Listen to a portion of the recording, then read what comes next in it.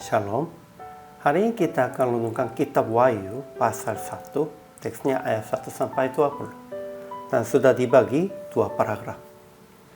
Paragraf yang pertama ayat 1 sampai 8. Rasul Yohanes memberitakan tentang wahyu dari Yesus yang ada, yang sudah ada, yang akan datang, yang maha kuasa kepada ketujuh jemaat yang di Asia Kecil.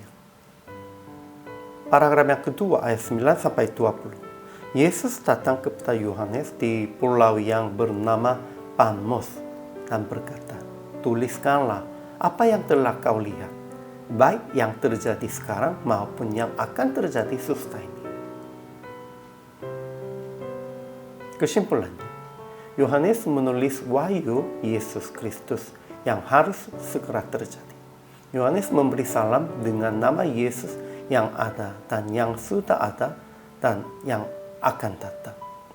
Ialah saksi yang setia, yang pertama bangkit dari antara orang mati dan yang berkuasa atas raja-raja bumi ini. Ketika Yohanes ada di Pulau Patmos, ia bertemu Yesus.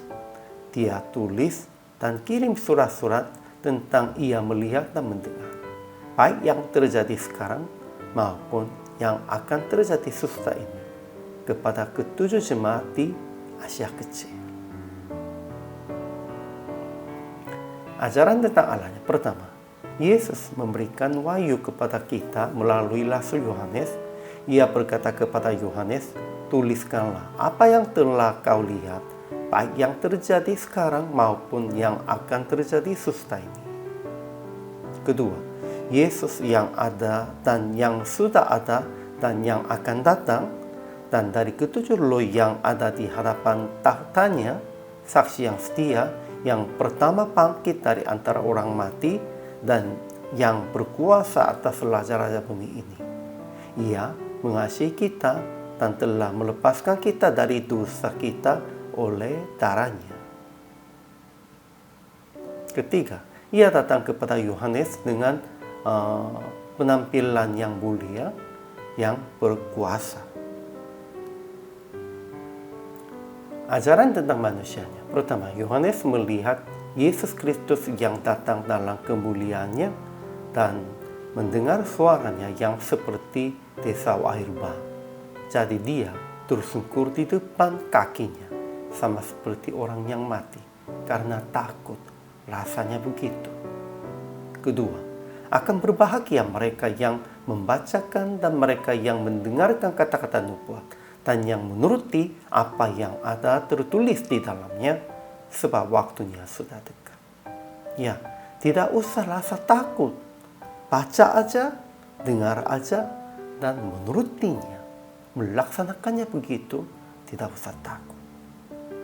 Ketiga, ketujuh bintang dalam penglihatan ialah malaikat ketujuh jemaat, dan ketujuh kaki dian itu ialah ketujuh jemaat.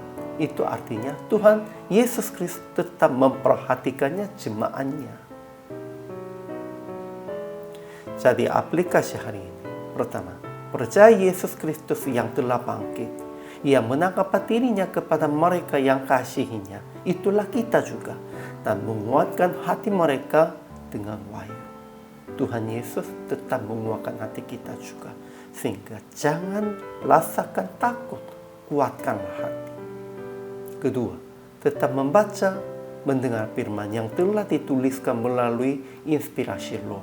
Itu semua, bukan hanya wahyu saja, semua Alkitabnya sudah inspirasi Roh. Sehingga kita dari ini harus baca dan mendengar dan memahaminya kehendak Tuhan. Dan menuruti dengan melakukan sesuai dengan tertulis. Ya, hanya baca dan dengar itu tidak cukup.